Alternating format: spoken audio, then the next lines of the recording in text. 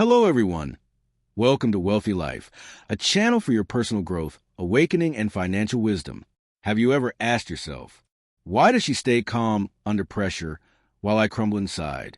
Why does that colleague shrug off criticism while I replay it for days? Why do some people seem to float through chaos while others drown in overthinking? What if the answer isn't about being smarter, tougher, or luckier, but about having Donkanryoku, the Japanese concept of emotional dullness? It's not about being cold. It's about being unshakable. What is Donkanryoku? Coined by Japanese novelist and medical doctor Junichi Watanabe, Donkanryoku is translated as the power of insensitivity, but not in a negative way. It means the ability to stay mentally strong by not reacting excessively to minor annoyances, failures, or judgments. It's a psychological armor, a filter against unnecessary emotional noise. Watanabe believed that modern people suffer not because life is too hard, but because they feel too much, too easily, too often. His message? In a hypersensitive world, dullness is strength. Why is this so relevant today? In the digital age, we're drowning in constant feedback and judgment, likes, views, comments. Overexposure to other success, drama, and outrage. Work cultures that glorify hustle, but ignore emotional well-being. No wonder our nervous systems are fried. We're praised for being empaths, but punished for not reacting fast enough. Being too aware is draining, and it chips away at your confidence and peace. Let me share you the real-life examples of Donkanryoku in action. Despite losing his child, partner, and best friend, Keanu never spiraled publicly. He gave no rants, no emotional breakdowns on live TV. He just kept going with humility and grace. Instead of wearing emotions on his sleeve, he mastered inner stillness.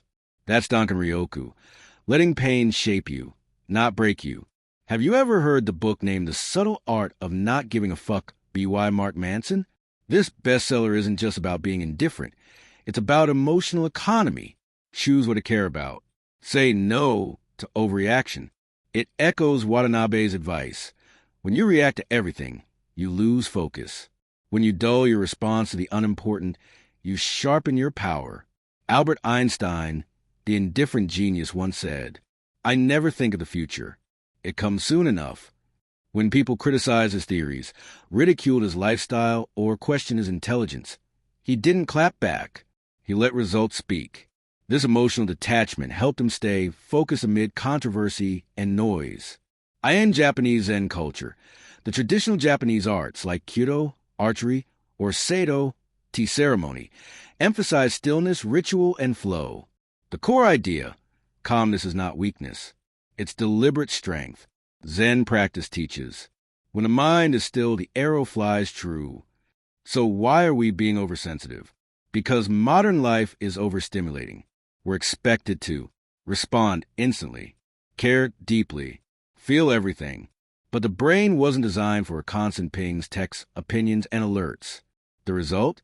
Burnout, emotional volatility, paralysis. What's the truth? Not everything deserves a reaction. Let's be clear, Donkanryoku doesn't mean be cold and numb.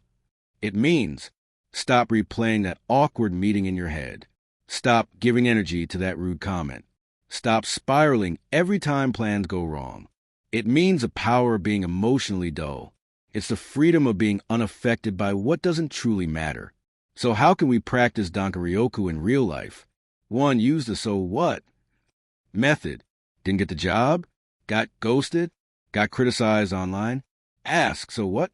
Does this define me? Chances are it doesn't. 2. Pause before you react. Train yourself to wait 5 seconds before applying to criticism or reacting emotionally. That pause builds emotional muscle. 3. Detach from praise and blame. If you believe compliments too deeply, insults will hurt just as deeply. Instead, center your worth on your own values. 4. Protect your attention. Unfollow drama. Mute toxic people. Block distraction. Don't let others hijack your emotional bandwidth. 5. Journal your triggers. Write down moments you got upset over small things. Then ask, was it worth it?